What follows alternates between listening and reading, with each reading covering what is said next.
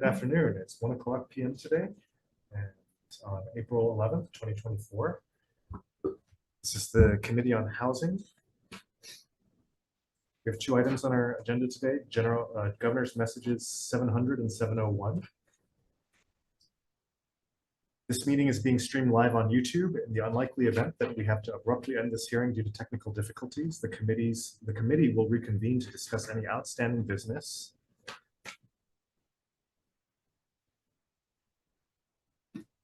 Next Monday, April 15th, in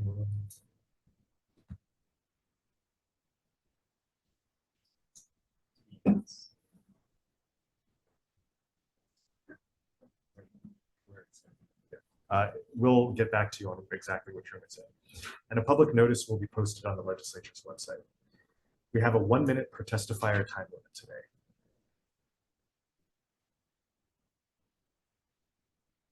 We'll start today with Governor's Message 700, which submits for consideration and confirmation to the Board of Directors of the Hawaii Housing Finance and Development Corporation gubernatorial nominee Carol Riemann for a term to expire 6/30/2028. First testifier is DBED in support, followed by HHFDC in support. Good afternoon, Chair, Vice Chair Dean Minakami, Executive Director of HHFDC. Speaking in strong support of Ms. Ryman. She has been a board member for the past 4 years and currently serves as our Vice Chair. I will note also that HRS 218-3 requires that 4 of our public members, we have 6 public members, have knowledge of public or private finance and housing, affordable housing development. And it also requires 1 public member from each county. Ms. Ryman has such experience. She was formerly the Director of Housing and Human Concerns, and being a Maui resident, she can serve as the Maui representative. So we urge your favorable consideration of Ms. Ryman. Her knowledge and insight to housing will be very useful and crucial to HHFDC as we assist with rebuilding housing in West Maui. Thank you. Pacific Resource Partnership in support, and HOU Mahalo in support. Is there anyone else wishing to testify on Governor's Message 700? Okay. Before we move to our next agenda item, I want to clarify again that if there are any technical difficulties and we have to abruptly end this hearing, the committee will reconvene on Monday, April 15th at 1 p.m. in this room 225. Welcome Vice Chair Hashimoto and Senator Makino. All right, so we'll go through the testimony for 701 as well, and then we'll move into questions with both of our nominees. So our next Governor's Message today is 701, submitting for confirmation and consideration to the Board of Directors of the Hawaii Housing Finance and Development Corporation gubernatorial nominee Sean Sasaki for a term to expire 6/30/2028. Our first testifier is HHFDC in support. Yes, Chair, Vice Chair, members, Dean Minakami, speaking in strong support of Mr. Sasaki. He has been a board member for approximately 3 years and currently serves as our board secretary. Mr. Sasaki has been very much engaged in the board's activities and attended most of the board's meetings during the time that he has been on our board. And as mentioned previously, HRS 218-3 requires our public members to have knowledge and experience of public or private finance and affordable housing development, and 1 representative from each county. Mr. Sasaki has such experience. He has strong project management and financial experience, and as a member of, as a resident of Oahu, can serve as the Oahu Island representative. So we urge your strong consideration of Mr. Sasaki. Thank you. Then we have DBED in support. Is there anyone else wishing to testify on Governor's Message 701? Okay. At this time, we'll invite our first Governor's Message, Carol Ryman, to join us. And if you could begin, if you have any opening statements or anything you'd like to state or say to the group. I really didn't prepare any opening statements, but I'm here to answer any questions you might have. Thank you. Thank you. Members, any questions for a nominee? The chair has some. So thank you for your willingness to serve the public in this capacity, Ms. Freeland. Thank you. We've had the chance to discuss your work on the board and the future direction of HHFDC. So I wanted to make sure that we were in alignment on these matters. So first of all, do you believe that the board should evaluate the executive director's performance annually and publicly? I do. I believe, public officials should be, evaluated and held accountable and, so that they can show progress of their efforts and their hard work. So yes, I think, like most private, companies, they do yearly evaluations of their employees. And I think the same should hold for state employees. Great. So will you commit to supporting an annual evaluation at the earliest convenience of the board, given that it's been already over 1 year since the last evaluation? I can do that. Yes, thank you. Thank you. And speaking of holding the leadership accountable, do you support the agency developing a plan to end the housing shortage by building however many units that are needed, such as 100,000 units? I do support the concept. I'm just not quite sure if the 100,000 is the right number. I think, we do a Hawaii housing study each year. Perhaps that study could give us some guidelines of the numbers. And also, I believe that each community has infrastructure capacities that would need to be kind of investigated, and traffic issues. So as a member of the board, what will you do to bring that plan into existence? The plan comes out, I believe, every year. Hawaii housing study? Every 5 years. So I believe one was just conducted, and we can certainly arrange for something to educate the public. But I believe it's published. Right, but And that's so just a it's study on the available. need, not on a Mhm. plan to address. Okay, right. You're absolutely right. So yes. One of the main responsibilities of the board is to disperse the funds that the corporation administers, of which the largest is the Rental Housing Revolving Fund. It has over $1 billion in it. It's probably the second largest recipient of state surplus general funds over the last 10 years. It is a major recipient of state surplus general funds. Therefore, it is being supported by all the taxpayers in the state. As you know, the loans that are being given out from the Rental Housing Revolving Fund are 55-year terms. The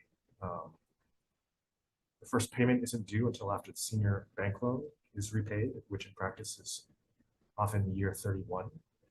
When those repayments do start, they can be adjusted by the agency downward based on the cash flow of the project. And if there's a remaining balance at the end of the term, that the corporation can forgive that balance without foreclosing on and repossessing the property. Moreover, the LIHTC projects that this fund supports are only temporarily affordable in nature, and over 14,000 units will expire by the year 2100 statewide. In practice, what usually happens is that the tenants will petition the state to acquire properties to prevent their rents from going up to market. And in practice, that means state taxpayers have to pay twice for the same building, first to finance it and then second to buy. The chair has testified multiple times on amending the QAP and the Rental Housing Revolving Fund administrative rules. As a member of the board, do you believe that the current system is the best way to subsidize affordable housing development in Hawaii? I think there's always room for improvement.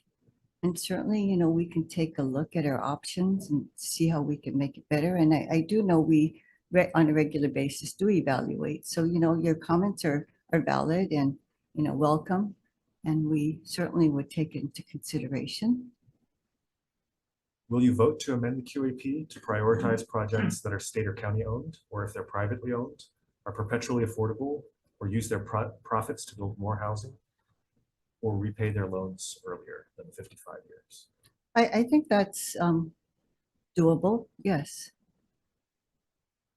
Thank you for your comment. Thank you. Any further questions, members? Okay, thank you very much. Well, thank you, Carol, for being here. For full disclosure of the committee, Carol is actually a constituent of mine on Maui. I think it's been a pleasure working with her through her time on HHFDC. She's been very communicative, and I think she brings a wealth of experience from being the director of Housing and Human Concerns on Maui. So appreciate you willing to reserve another term. And, I think we have a lot of challenges ahead of us, especially in West Maui. I think there was one on the front page of Civil Beat today that we're going to have to deal with in due course.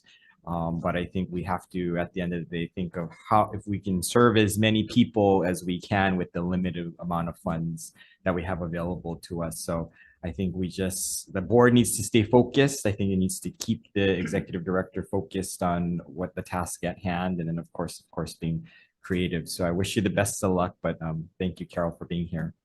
Thank you, Senator Hashimoto, for your comments. I really appreciate all that you guys do. Thank you. Thank you. Okay. Thank you very much. We'll next bring up our second nominee.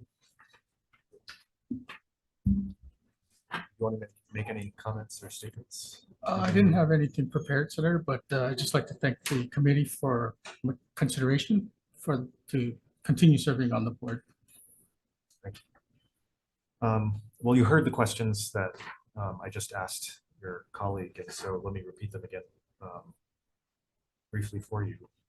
Do you support annual evaluations of the executive director that are public? And will you commit to conducting the next one as soon as possible, given that over a year has passed since the previous evaluation? I do believe that periodic evaluations are necessary for any position of responsibility. Thank you. Do you commit to having the agency draft a plan to end the housing shortage in Hawaii by building 100,000 or however many units are determined will end the housing shortage in Hawaii? I do support creating a plan, with the agency and the director. I believe that doing that would set out some goals, not just for the director, but for the agency and its different departments as well. Thank you. I won't repeat myself about the terms of the low-income housing tax credit, the rental housing revolving fund, but you heard the background. Do you believe that the status quo is the best way to subsidize affordable housing construction in Hawaii? I think there's always room for changes, so I would support changes to the current system. Will you vote to amend the QAP to prioritize projects that are state or county owned, or if they're privately owned, are perpetually affordable, or use their profits to build more housing, or repay their loans early? I could support. Yes. Thank you. Okay, any further questions or comments, members? Okay, we'd like to welcome Senator Kanuma, Vice Chair. So, Mr. Sasaki, thanks for being here. During your time on the HHFDC board, what do you think has been your biggest accomplishments as a board member during the last term that you served? I think as a board member, helping to implement some of the changes that have come about, being involved with staff on discussions on policy, especially as it pertains to application scoring and evaluation of projects. Okay, and what were those discussions or policy changes that you believe moved the needle? There were some changes to prioritization for how they scored readiness, so that we were able to get projects to the board to vote on that were much more ready than they have been in the past to start construction. It's reduced the amount that has helped to reduce the amount of times that developers would have to come back to the board for changes, to request changes to their resolutions. Okay. And what has the result been?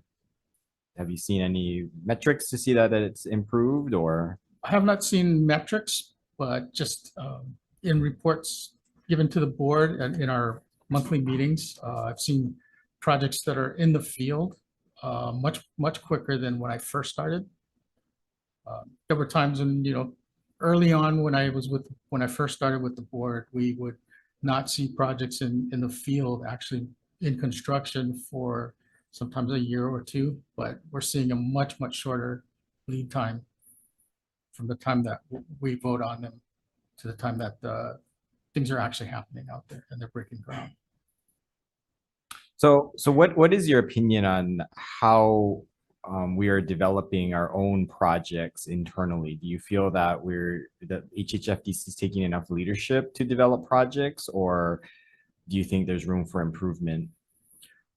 I think there is room for improvement. However, over the course of the past 2 years, I've seen some improvement already in taking the lead and developing projects that are on state land. Any examples that you're particularly interested in? One recent one that comes to mind is out in Kapolei, in the Kapolei area. We just voted not too long ago on accepting a proposal from a developer to develop that parcel that's right at the gateway of Kapolei. Okay.